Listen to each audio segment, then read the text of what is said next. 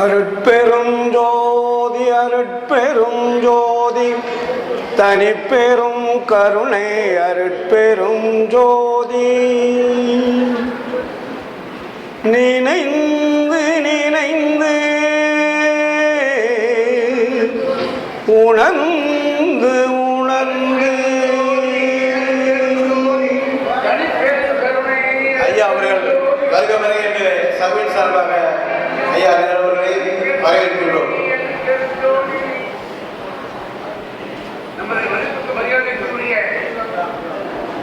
மதிப்புக்கும் மரியாதைக்கு வணக்கத்திற்கும் உரிய எனது அன்பு சகோதரர் முன்னாள் அமைச்சர் கே. நேரு அவர்கள் வாழ்ந்திருக்கிறார்கள். இந்த பெருமகனார் பன்னாட்டு வாழ எல்லாரும் வாழ்த்துமாறு உங்களை அன்போடு கேட்டுக் கொள்கிறேன். முன்னாள் அமைச்சர் கே. நேரு அவர்கள் முன்னாள் அமைச்சர் கே. நேரு அவர்கள் முன்னாள் அமைச்சர் கே. நேரு அவர்கள் எதிர்காலத்தில் அமைச்சராக வர வேண்டும் என்று உங்களின் சார்பாகவும் எனது சார்பாக வாழ்த்து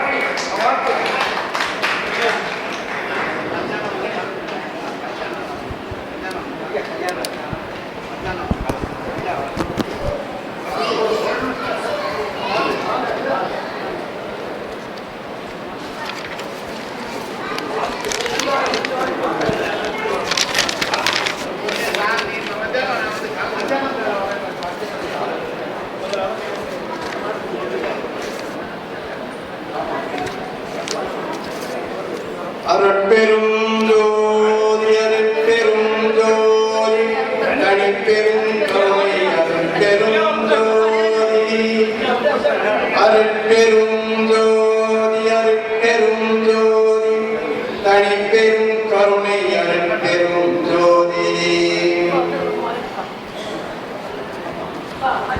ஆரம்பிச்சிடலாமா?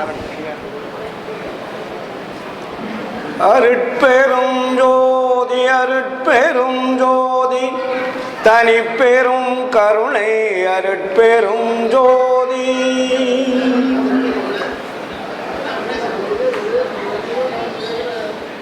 நினைந்து நினைந்து உணர்ந்து உணர்ந்து நெகிழ்ந்து நெகிழ்ந்து அன்பே நிறைந்து நிறைந்து ஊற்றெழும் கண்ணீர் அதனால் உடம்போ நனைந்து நனைந்து அருள் அமுதே நன்னிதியே ஞான நடத்தரசே என்னுரிமை நாயகனே என்று என்னுரிமை நாயகனே என்று வளைந்து வளைந்து ஏத்துதும் நாம் வம்மின் உலகியலி மரணமிலா பெருவாழ்வில் வாழ்ந்திடலாம் கண்டி புனைந்துரையேன் பொய் புகழேன் சத்தியம் சொல்கின்றேன். பொற்சபையில் சிற்சபையில் புகும் தருணம் இதுவே புகும் தருணம் இதுவே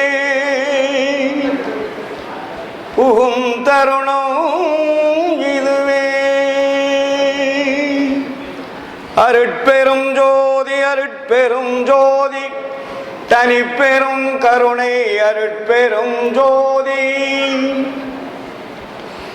ஆன்மநேய ஒருமைப்பாட்டுரிமையுடைய சகோதர சகோதரிகளே, உங்கள் அனைவருக்கும் முதற்க நன்றி கலந்த வணக்கத்தையும் வாழ்த்துக்களையும் தெரிவித்துக் கொள்கிறேன்.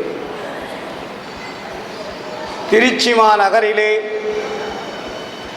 சமரச சுத்த சன்மார்க்க சத்திய சங்கத்தின் சார்பாகவும் மாவட்ட சபரசுத்த சன்மார்க்க சத்திய சங்கத்தின் சார்பாகவும் வள்ளலாருடைய 194ஆம் ஆண்டு வருவிக்க உற்ற விழாவாகவும் மிக சீரும் சிறப்புமாக இங்கே கொண்டாடி கொண்டிருக்கிறோம். இங்கு வந்திருக்கக்கூடிய அத்தனை சன்மார்க்க அன்பர்களுக்கும் மற்றவர்களுக்கும் ஒரு வேண்டுகோள். எனக்கு கொடுத்திருக்கிற நேரம் அரை மணி நேரம், 9:45 ஆயிடுச்சு, 10:45. இப்பொழுது எனக்கு கொடுத்திருக்கிற தலைப்பு எளிய சன்மார்க்கம். எளிய சன்மார்க்கம் என்றால் என்ன? இதுவரையிலே நம்ம நாட்டிலே உலக வரலாற்றிலே மார்க்கங்கள் நிறைய இருந்திருக்கிறது. மார்க்கம் என்றால் வழி. அதிலே நெல் வழியா தீ வழியா என்பது நமக்கு இதுவரையிலே தெரியாமல் இருந்தது. நாம் எந்த வழியில் சென்று கொண்டிருக்கிறோம், எப்படி வாழ்ந்து கொண்டிருக்கிறோம், நம்முடைய வாழ்க்கை தரம் என்ன, வாழ்க்கையின் முடிவு என்ன என்பதையெல்லாம் நமக்கு தெரியாமலேயே வாழ்ந்து கொண்டிருக்கிறோம். சுமார் 5000 ஆண்டுகளுக்கு முன்னாடி நமக்கு அருளாளர்கள் நிறைய தோன்றியிருக்கிறார்கள். இந்தியாவில் மட்டுமல்ல, உலகமெங்கும் அருளாளர்கள் தோன்றியிருக்கிறார்கள். அந்த அருளாளர்களெல்லாம் ஜாதி சமய மதம் என்ற ஒரு பிரிவினையை உருவாக்கி மக்கள் ஒன்றுபட்டு வாழக்கூடியவர்களை சின்ன பின்னமாக பிரித்து அவரவர்களையும் தெரு தெருவாக அலைய விட்டிருக்கிறார்கள். நீ பெரியவனா நான் பெரியவனா, உன்னுடைய மதம் பெரியதா என்னுடைய மதம் பெரியதா, உன்னுடைய சமம் பெரியதா என்னுடைய சமயம் பெரியதா, உன்னுடைய ஜாதி பெரியதா என்னுடைய ஜாதி பெரியதா, உன்னுடைய இனம் பெரியதா என்னுடைய இனம் பெரியதா என்ற இந்த வேற்றுமையை வளர்த்திருக்கிறார்கள். இதுதான் நம்முடைய முன்னாடி இருந்த அருளாளர்கள் செய்த செயல்பாடுகள். இப்படிப்பட்ட ஒரு சூழலில் மனித சமுதாயம் எதற்காக இறைவனால் படைக்கப்பட்டார் என்பதை நாம் புரிந்து கொள்ளாமலே வாழ்ந்து கொண்டிருந்து விட்டோம். எல்லோரும் சொல்லியிருக்கிறார்கள், அரிதரிது மானிடராய் பிறப்பதரிது. எதற்காக பிறந்தோம் மானிடராய்? அரிதான பிறப்பு தானே. அப்போ அரிதான பிறப்பிற்கு என்ன முடிவு இருக்க வேண்டும்? எல்லோருமே இறந்து கொண்டிருக்கிறார்கள், மாண்டு கொண்டிருக்கிறார்கள், அழிந்து கொண்டிருக்கிறார்கள் என்றால் மனித வர்க்கத்தினுடைய உயர்நிலையை எப்படி நாம் அறிந்து கொள்ள முடியும்? இதற்குண்டான ஒரு விடையை சரியான வழியிலே இந்த மார்க்கங்கள் எல்லாம் சொல்லவில்லை. வள்ளல் பெருமான் ஒரு தனி மார்க்கத்தை கண்டார். அதற்கு அருள் மார்க்கம் என்று பெயர். நமது சண்முகையா சொன்னார்கள் இல்லையா, அருள் மார்க்கம் என்பது உலகத்தில் முதலாக சொன்னவர் வள்ளலார் என்று. முன்னாடி சொல்லியிருக்கிறார்கள். அருளை பற்றி சொல்லாத ஞானிகளே கிடையாது. ஆனால் அருளை பெறும் வழி என்ன என்பதை சொல்லவில்லை. அருள் பெறுவதற்குண்டான வழிமுறைகளை முறையாக சொல்லித் தரவில்லை நம்மளுடைய அருளாளர்கள். எல்லாம் பெரியவர்கள் தான், அதிலே மாற்று கருத்திற்கு யாருக்கும் இடமில்லை. எல்லோரும் ஒவ்வொருவரை பின்பற்றித்தான் நாம் வாழ்ந்து கொண்டிருக்கிறோம். யாரை சொன்னாலும் மற்றவர்களுக்கு கோபம் வரக்கூடிய அளவிற்கு ஒவ்வொரு மத மீதும் சமய மீதும் நமக்கு அளவில்லாத பற்றுதல் இருந்து கொண்டிருக்கிறது. 40 ஆண்டுகளாக நான் பேசுகின்ற பொழுது மற்ற மதவாதிகளை சொன்னால் எதிர்ப்பு குரல் கொடுக்கிறவர்கள் ஏராளம், சமயவாதிகளை சொன்னால் எதிர்ப்பு குரல் கொடுப்பவர்கள் ஏராளம். இதற்கெல்லாம் பதில் சொல்லக்கூடிய அளவிற்கு ஒரு சன்மார்க்கத்தை உருவாக்கி வைத்திருக்கிறார் வள்ளலார் அவர்கள். எந்த மார்க்கமாக இருந்தாலும் அந்த மார்க்கத்திற்கு இதுதாண்டா வழி, வழி இது, முறை இது, நீ செய்யும் துறை இது என்ற அளவிற்கு ஒரு சரியான, ஒரு அழகான, எளிமையான வழியை கண்டுபிடித்தவர் வள்ளலார். ஆனால் தான் இதற்கு சன்மார்க்கம் என்று பெயர் வைக்கவில்லை. ஏனென்றால் முன்னாடி சன்மார்க்கம் இருக்கிறது, எல்லா மதங்களிலே சன்மார்க்கம் இருக்கிறது. ஆனால் சமரசம் இருக்கிறதா? இல்லை. சுத்தம் இருக்கிறதா? இல்லை. சத்தியம் இருக்கிறதா? இல்லை. அதனால்தான் வள்ளலார் இதை பிரித்தார். இதற்கு என்ன பெயர் வைக்கிறார்? சமரச சுத்த சன்மார்க்க சத்திய சங்கம் என்று பெயர் வைத்தார். இங்கே சமரசம் இருக்க வேண்டும், சுத்தம் இருக்க வேண்டும், சத்தியம் இருக்க வேண்டும், ஒழுக்கம் இருக்க வேண்டும். இது இல்லை என்றால் அந்த மார்க்கத்தினுடைய வழியிலே நாம் சென்று பிரயோஜனம் இல்லை. மற்ற மத மார்க்கங்களிலே ஒழுக்கங்களை சொல்லியிருக்கிறார்கள், அந்த ஒழுக்கங்களுக்கு உண்டான வழிமுறைகளை சொல்லவில்லை. எப்படி ஒழுக்கம் என்று சொல்லியிருக்கிறார்கள்? ஒழுக்கம் என்றால் என்ன? கேட்பவர்களுக்கு பதில் சொல்ல தெரியாது. வள்ளலார் வந்துதான் ஒழுக்கத்தை பற்றி நமக்கு தெளிவான விளக்கத்தை கொடுத்தவர் வள்ளலார். அதற்கு என்ன ஒழுக்கம்னு பேர் வச்சிருக்காரு? ஜீவகாருண்ய ஒழுக்கம்னு பேர் வச்சார். ஜீவகாருண்ய ஒழுக்கம்னா உங்களுக்கு எல்லாருக்கும் தெரியும். சாப்பாடு போடுறது மட்டும்தான் ஜீவகாருண்ய ஒழுக்கம்னு நினைச்சுக்கிட்டு இருக்கிறோம்.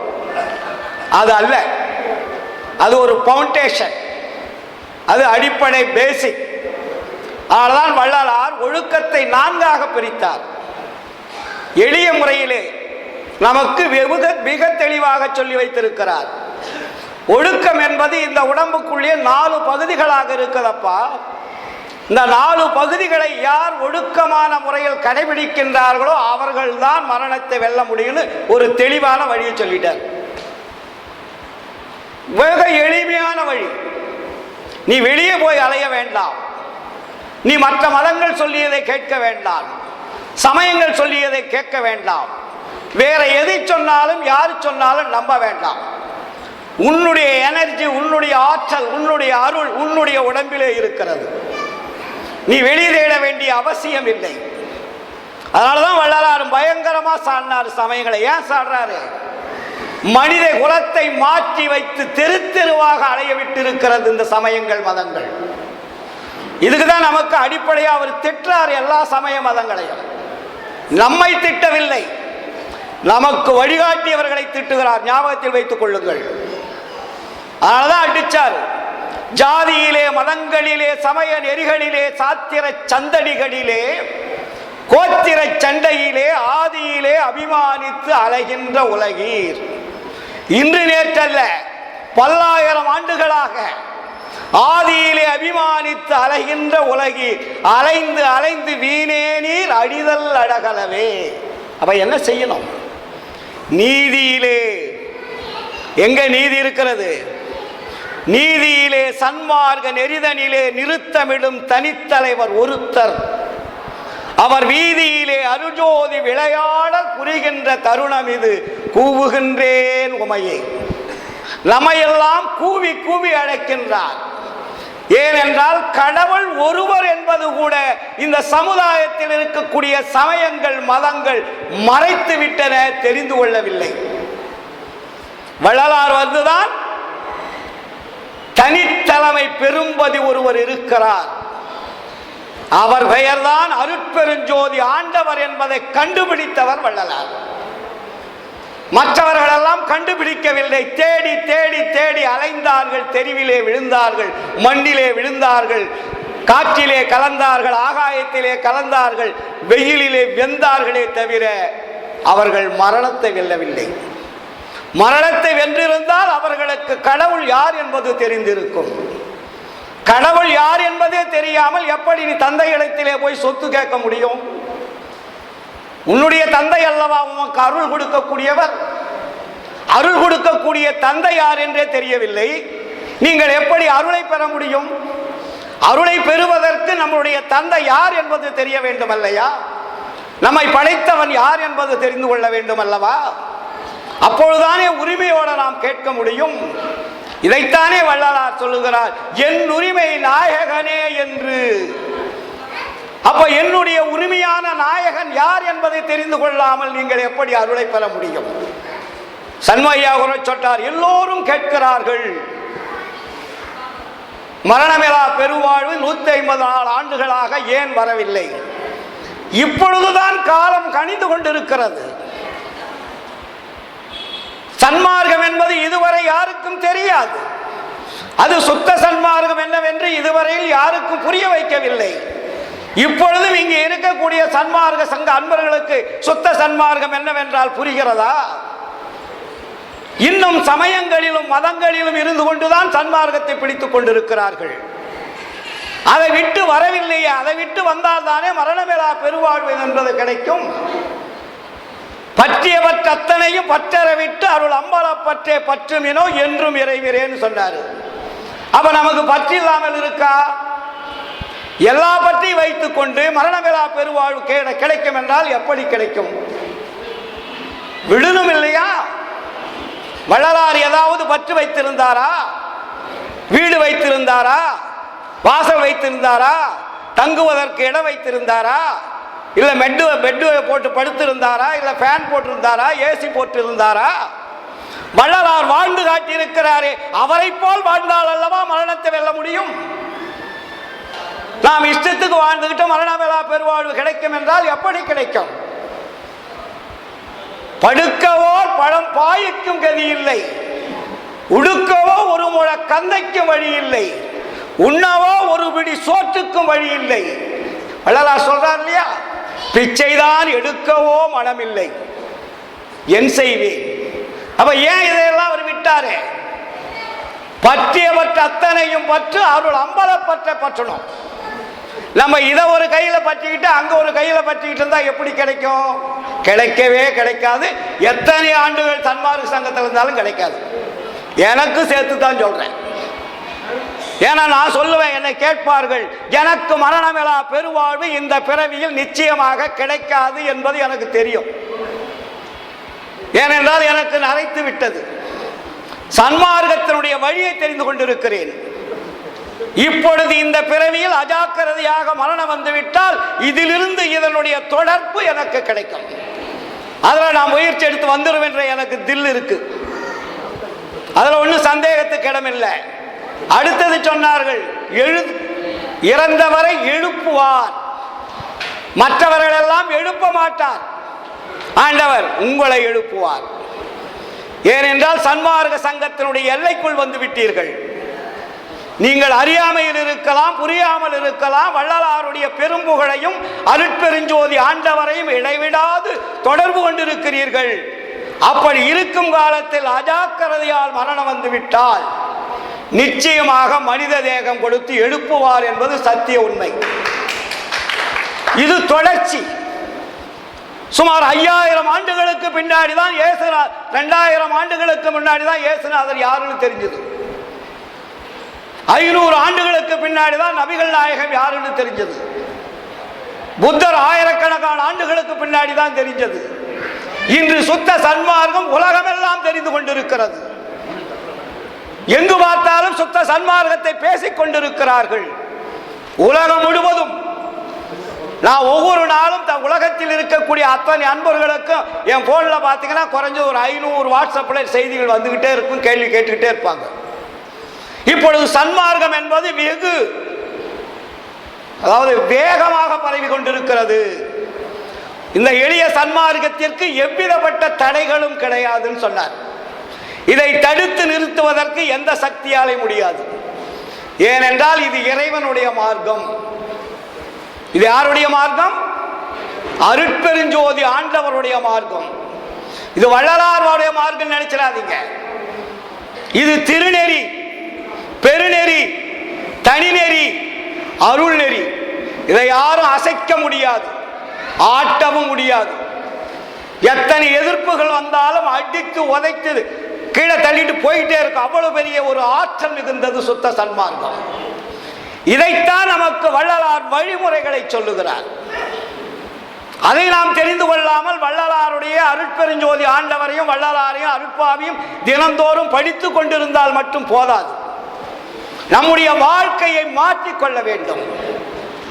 ஒவ்வொரு நாளும் நம்முடைய வாழ்க்கையிலே இன்று வாழ்ந்த வாழ்க்கை, நாளைக்கு வாழ்ந்த வாழ்க்கை, நாளை மறுநாள் எந்த அளவிற்கு முன்னேற்றம் அடைந்து கொண்டிருக்கிறோம் என்பதை நம்மை நாமே பரிசோதனை செய்து கொள்ள வேண்டும். சுய பரிசோதனை. அப்பொழுது என்னிடத்திலே இருக்கக்கூடிய உடம்பிலே 4 ஒழுக்கங்கள் இருக்கிறது என்று வள்ளலார் சொன்னார். என்ன ஒழுக்கம்?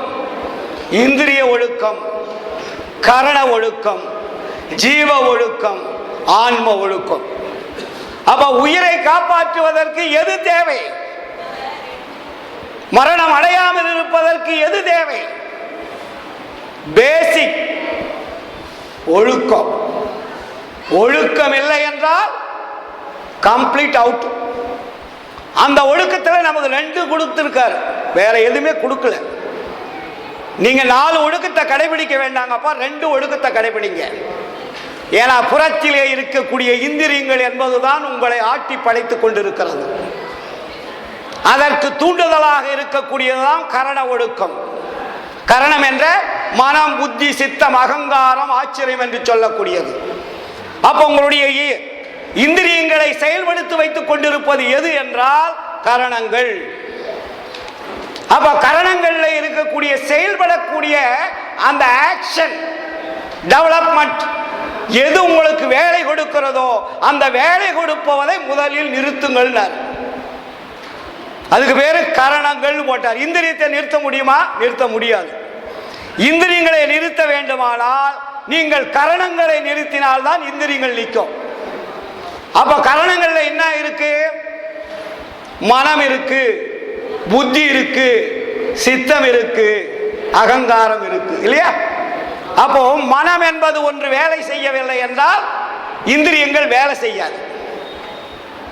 இந்திரியங்களுக்கு மனதுக்கும் கண்ணுக்கும் ஒரு லிங்க் இருக்கு, அது முதல் தெரிஞ்சுக்கங்க. மனம் போன இடத்துல கண்ணு போகும், கண்ணு போற இடத்துல மனம் போகும். ரெண்டும் தனியா தனியா எதுவும் போகாது. எங்கே கண் போகிறதோ அங்க மனம் அங்க போயிடும், மனம் எங்க போகுதோ கண்ணு அங்க போயிடும். இதனாலதான் வள்ளலார் கரண ஒழுக்கத்தில் மிக தெளிவாக சொன்னார். நமக்கு மனதை கொண்டு போய் எங்க நிறுத்த சொன்னாரு? கரண ஒழுக்கத்தில் வள்ளலார் என்ன சொல்றாரு? மனதை எங்க கொண்டு போய் சொல்றாரு? சிற்சபையின் கண் மனதை செலுத்துங்கள். சித்தி விழாக திருமாளிகையிலே பேருபதேசம் செய்து விட்ட பிறகு அதில் உள்ள விஷயங்கள்லாம் படிச்சீங்கன்னாவே தெளிவா கிடைக்கும். அப்புறம் தீபத்தை வெளியே எடுத்து வைத்துட்டு என்ன சொல்றாரு? இப்பொழுது ஆண்டவர் தீப முன்னிலையில் விளங்குவதாக பாவனை செய்யுங்கள். தீப முன்னிலையில் ஆண்டவர் விளங்குவதாக பாவனை செய்யுங்கள்னா என்ன அர்த்தம்? இதுவரையில் உருவங்களை பார்த்து வழிபாடு செய்து கொண்டிருந்தீர்கள். உருவங்களைத்தான் உங்கள் கண்கள் பார்த்து கொண்டிருக்கிறது. கண்கள் எதை பார்க்குது? எந்த கோயிலுக்கு போனாலும் எந்த சர்ச்சுக்கு போனாலும் எதை பார்க்குறீங்க? உருவங்களை தான் பார்க்குறீங்க. உருவங்கள் பார்த்து பார்த்து தான் உங்களுடைய ஆன்மாவில் போய் அது ஸ்டோர் ஆகிட்டே இருக்கு, பதிவாகிட்டே இருந்தது. அப்ப உருவங்களை மாற்ற வேண்டுமானால் நீங்கள் எதை பார்க்கணுமா? ஒளியை பார்க்கணும்னார். நீங்கள் உருவங்கள் கரைய வேண்டுமானால் ஒளியை பாருங்கள். ஏனென்றால் ஒளிதான் அண்ட பகிரண்டமெல்லாம் விளங்கிக் கொண்டிருக்கிறது. ஆண்டவரும் ஒளி, ஜீவனும் ஒளி, கண்ணும் ஒளி, மனதும் ஒளி. இது எல்லாமே ஒளியாகத்தான் இருக்கிறது. அப்போ நீங்க ஒளியை பார்த்து பழகினால் உங்களுக்கு வழிபாடு அங்க தொடர்ச்சியாக ஆன்மாவில் இருக்கக்கூடிய திரைகள் ஒவ்வொன்றாக கலந்து போடுன்றார். அப்ப முதல்ல நம்ம அடிப்படை அரிச்சுவடி எது? சன்மார்க்கத்திற்கு ஒளி வழிபாடு. இதுவரையில் சிலை வழிபாடு செய்து கொண்டிருந்தீர்கள். இனிமேல் நீங்கள் செய்யக்கூடிய வழிபாடு ஒளி வழிபாடு, எளிய முறை. ஒளிக்கு ஏதாவது செலவு வேணுமா? அபிஷேக ஆராதனை பண்ணணுமா? மாலை மரியாதை போடணுமா? வேற எதுவுமே அதுக்கு தேவையில்லை. நீங்க வீட்டில் ஒரு விளக்கேற்றி வச்சுட்டா உங்க வீட்டில் இருக்கக்கூடிய இருள் எல்லாம் விளக்கில் போய் உட்காந்துக்கும். செகண்ட் கண்ணை மூடி திறக்கிறதுக்குள்ள இருள் இருக்காது. அப்ப சிலையை வச்சுங்கன்னா என்ன வேணும்? அப்பயும் ஒரு விளக்கு வேணும். விளக்கு இல்லை என்றால் நீங்க வணங்கக்கூடிய சிலையை கூட உங்களால பார்க்க முடியாது. அப்ப சிலையை தூக்கி ஒரு பக்கமா தூக்கி எரிஞ்சிட்டு ஜோதி வழிபாடு பண்ணுங்கன்னார். அதுக்கு பேரு ஒளி வழிபாடு.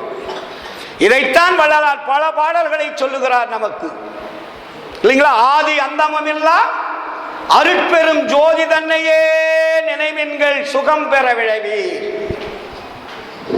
இது நீவீர் மேலேறு வீதி, மற்ற வீதிகள் கீழ்ச்செல்லு வீதினார். இப்ப நீங்க மேலே ஏறணும்னா என்ன பண்ணணும்? எளிய வழியான ஒளி வழிபாட்டுக்கு வரணும். ஒளி வழிபாட்டுக்கு வந்தா என்ன பார்க்கறீங்க? அந்த ஒளிய கண்ணு தான் பார்க்குது. கண்ணு பார்த்த உடனே என்ன ஆகுது? மனதுக்கும் கண்ணுக்கு ஒரு லிங்க் கிடைக்குது. நல்லா புரிஞ்சுங்க. ஏன் ஒளி வழிபாட வள்ளலார் சொன்னாரு? நீங்கள் ஒளியை கண்களினால் இடைவிடாது பார்த்து கொண்டிருந்தால் மனம் என்பது அப்பதான் அடங்கும். அது வெளியும் மனம் அடங்காது. அது மனம் என்பது ஒரு பேய்க்குரங்கு. அதனாலதான் வள்ளலார் சொல்வார், மனம் என ஓர் பேய்க்குரங்கு மடப்பையிலே நீதார் மற்றவர் போல் என நினைத்து மறுட்டாதே கண்டாய் தினையளவு உன் அதிகாரம் செல்ல ஒட்டேன் யார் என இங்கு என நினைத்திருந்தாய் ஞான சபை தலைவனுக்கு நல்ல பிள்ளை நானே. அப்ப மனதை அடக்க வேண்டுமானால் என்ன செய்யணும்? ஒளி வழிபாட்டுக்கு வரணும். நீங்க ஒளி வழிபாட்டுக்கு வந்தால் அங்கே உங்களுக்கு மனம் அடங்கும். இன்னொன்னு அதுக்கு ஒரு பிளஸ் கொடுத்தாரு வள்ளலார். ஏன்னா ஒளி வழிபாடு என்பது மட்டும் அல்ல, அதற்கு மேல இன்னொன்னு இருக்கப்பா. உன்னுடைய மனதங்களை இந்திரியங்களை கட்டுப்படுத்துவதற்கு இன்னொரு வழி இருக்கு. அப்படி நமக்கு என்ன சொல்றாரு? 2 வழியை சொன்னார். 2 வழி என்பது ஜீவகாருண்யம், சத்து விசாரம்னு போட்டார். சத்து விசாரம் என்பது என்ன? கடவுள் வழிபாடு தான் சத்து விசாரம். வேற ஒண்ணும் போய் நீங்க கன்ஃபியூஷனே ஆக வேண்டாம். கடவுள் யார் என்பதை அறிந்து கொள்வதற்கும் நாம் யார் என்பதை தெரிந்து கொள்வதற்கும் இரண்டுக்கும் உண்டான தொடர்பை உருவாக்குவதற்குண்டான வழியை கண்டுபிடிப்பதற்கு பேர் தான் சத்து விசாரம். சத்து விசாரம்னா சண்டை போடுறதல்ல. ஜீவகாருண்யம் என்பது பேசிக். ஜீவகாருண்யம் விளங்கும் போது என்ன விளங்குதுமா? அன்பும் அருளும் தானாக விளங்கினார் வள்ளலார். ஒரு மனிதனுக்கு அறிவு எப்பொழுது விளக்கம் அடைகிறது என்றால் ஜீவகாருண்யம் வேண்டார். நீங்க ஜீவகாருண்யம் இல்லாமல் செய்கின்ற தவம், யோகம், தியானம் எல்லாமே மாயாஜாலங்கள். புரியுதுங்களா? அப்ப என்ன செய்யணும்? நம்ம எளிய சன்மார்க்கத்தில் நமக்கு ஈஸியா சொன்ன வழி ஒளி வழிபாடு, விசாரம். அப்ப விசாரம் என்பது என்ன? நம்முடைய உடம்பில் இருக்கக்கூடிய 2 ஒழுக்கங்களை நாம் கடைபிடிக்க வேண்டும். அது இந்திரியம். இந்திரியம் என்றால் என்ன? கண், மூக்கு, காது, செவி, மெய் என்று சொல்லக்கூடியது. இதுல ஸ்தூலம் 5 இருக்கு, சூட்சமம் 5 இருக்கு, மொத்தம் 5 10 இருக்கு. இந்திரியங்கள் புறத்தில் கருவிகள் 5. இந்த 5 கருவிகளை இயக்கக்கூடிய உள்ளே இருக்கக்கூடிய 5 கருவிகள் இருக்கு. அதனாலதான் அதுக்கு சூட்சமம்னு வச்சாங்க அந்த காலத்துல. இது ஸ்தூலம், கண்ணுக்கு தெரிவது. சூட்சுமம் என்பது கண்ணுக்கு தெரியாது. டோட்டலா 10. இந்த 10ஐயும் இயக்கக்கூடியதான் கரணங்கள். அப்ப கரணங்களை கட்டுப்படுத்தணும், இந்திரியங்களை கட்டுப்படுத்தணும். என்ன செய்யணும்? ஜீவகாருண்யம், சத்து விசாரம். ரொம்ப சிம்பிளா நமக்கு சொல்லி இருக்காருங்க. ஏன்னா இதை 40 ஆண்டுகளாக நாங்க தூக்கி எரிஞ்சிட்டு இந்த வழிபாட்டுக்கு வந்ததுனாலதான் உங்க முன்னாடி நாங்க பேசிட்டு இருக்கோம். அதுக்கு முன்னாடியெல்லாம் நாங்களும் உங்களை மாதிரி எல்லா சிலையும் வீட்டில் வச்சுக்கிட்டு இருந்தோம். எங்க உலகத்தில் இருக்கக்கூடிய எத்தனை சிலைகள் இருக்குதோ அத்தனை சிலைகளும் படங்களாக செய்து மாட்டி அதுக்கு அபிஷேக ஆராதனை பண்ணிட்டு இருந்தோம். வள்ளலார் அறிவுறுத்துகின்ற பொழுதுதான் என்னுடைய அறிவு, எங்க குடும்பத்தினுடைய அறிவு, மனைவியினுடைய அறிவு எல்லாம் வேலை செஞ்சது. இதைத்தான் வள்ளலார் தெளிவாக நமக்கு சொல்லுகிறார். 10 நிமிஷம் வந்துடும். தெய்வங்கள் பல பல சிந்தை செய்வாரும், சேர்கதி பல பல செப்புகின்றாரும், பொய் வந்த கலை பல புகன்றிடுவாரும், பொய் சமயாதியை மெச்சுகின்றாரும், மெய் வந்த திருவருள் விளக்கம் ஒன்றெல்லாம் வீண் கழிக்கின்றார். நம்ம என்ன பண்ணிட்டு இருக்கிறோம்? காலத்தையும் நேரத்தையும் வாழ்க்கையும் வீணடித்துக் கொண்டிருக்கிறோம். எப்படின்னு சொல்றார் வள்ளலாரு? தெய்வங்கள் பல பல சிந்தை செய்வாரும். நீ எப்பொழுது ஒரு கடவுள் என்பது தெரியாமல் அறியாமல் பல கடவுள்கள் வழிபாடு செய்கிறீர்களோ அப்பொழுது உங்களுக்கு அறிவு இல்லைன்றார் வள்ளலார். தெளிவா சொல்லிட்டாரு. அது சன்மார்க்கா இருந்தாலும் சரி, யாராக இருந்தாலும் சரி, ஒரு கடவுள் அருட்பெருஞ்சோதி ஆண்டவர் தான் என்ற உண்மை அறியாமல், தெளிவு இல்லாமல் பல கடவுள்களை வழிபாடு செய்யக்கூடிய தரம் நமக்கு இருக்குமேயானால் நாம் சுத்த சன்மார்க்கம் அல்ல, அறிவு சார்ந்த பெரியோரும் அல்ல.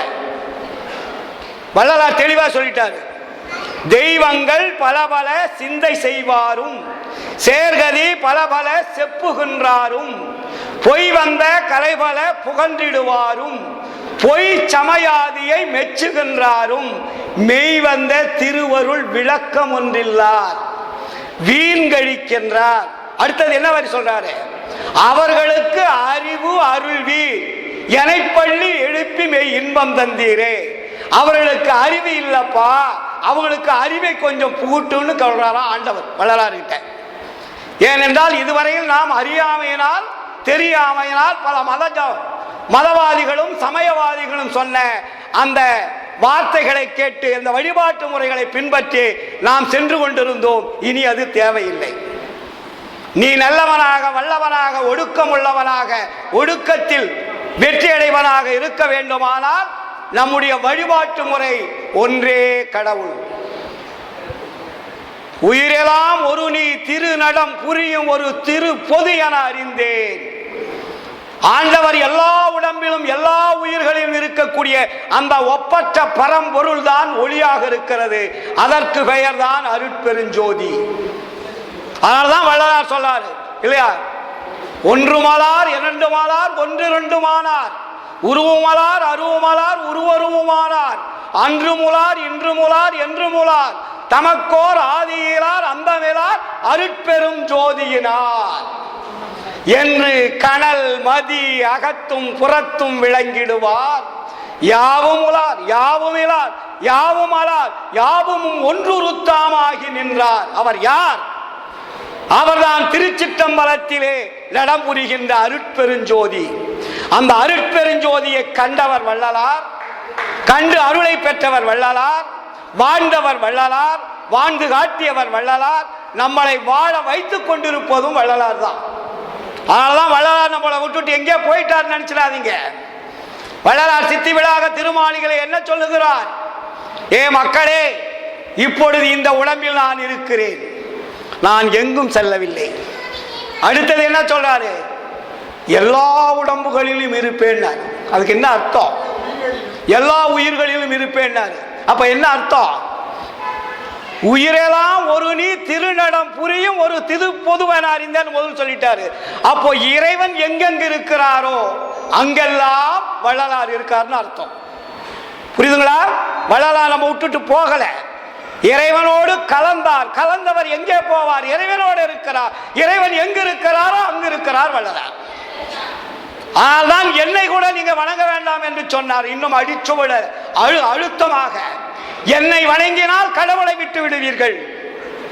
ஏ சன்மார்க்க சங்கத்தி, உமது சிற்றடியின் தாழ் வணங்கி சாற்றுகின்றேன், தயவனோடும் கேட்பீர்.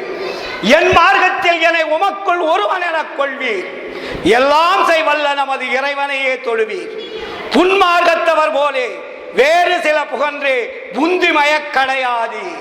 பூரண மெய்ச்சுகமாய் தன்மார்க்கமாய் விளங்கும் சுத்த சிவம் ஒன்றே தன்னானை என்னானை சார்ந்து அறிவின் ஈண்ட என்று சொன்னார் நமக்கு வள்ளலார்.